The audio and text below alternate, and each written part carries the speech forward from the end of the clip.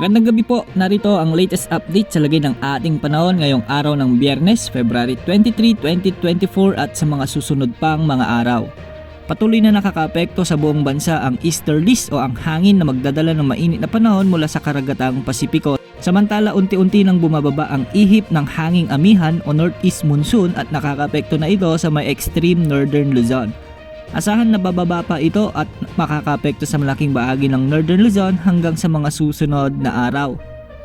Samantala base naman sa mga numerical models, wala naman tayong nakikita o namomonitor na anumang sama ng panahon o bagyo na posibleng pumasok sa ating area of responsibility hanggang sa katapusan ng Pebrero. Dahil nga sa epekto ng easterlies ay asahan na makararanas ng maulap hanggang sa maulap na kalangitan sa silangang bahagi ng Luzon at may tsansa rin ng mga pulupulong pag-ulan sa bahagi ng Cagayan Valley, Aurora, Quezon Province at dito rin sa may bahagi ng Bicol Region. Sa natitirang bahagi ng Luzon ay asahan naman ang malinis na kalangitan ngayong gabi na may mga bahagyang maulap na kalangitan sa ilang probinsya.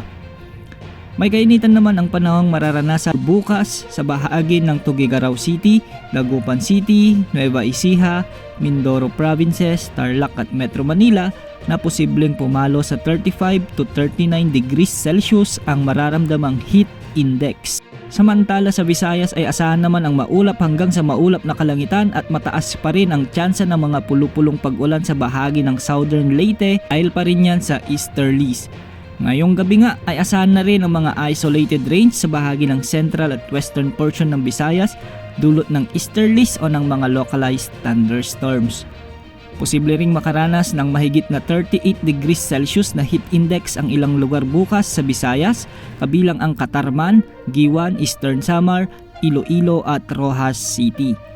Sa ating mga kababayan sa bahagi ng Mindanao ay patuloy pa ring makararanas ng maulang panahon, lalo na sa bahagi ng Davao Region, Caraga at Northern Mindanao.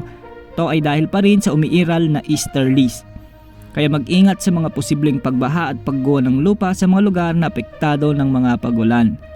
Sa natitirang bahagi ng Mindanao ay asahan ang bahagyang maulap hanggang sa maulap na papawirin na may mga tsansa ng pag-ulan ngayong gabi lalo na sa may Zamboanga Peninsula, Lanao del Sur, Lanao Provinces at dito rin sa Cotabato.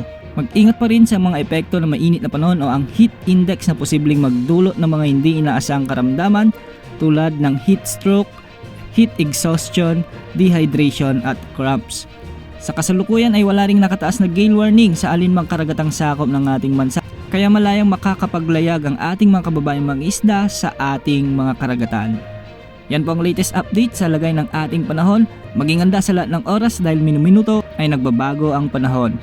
Ito po ang weather update ng bayan, maasahan, anumang panahon.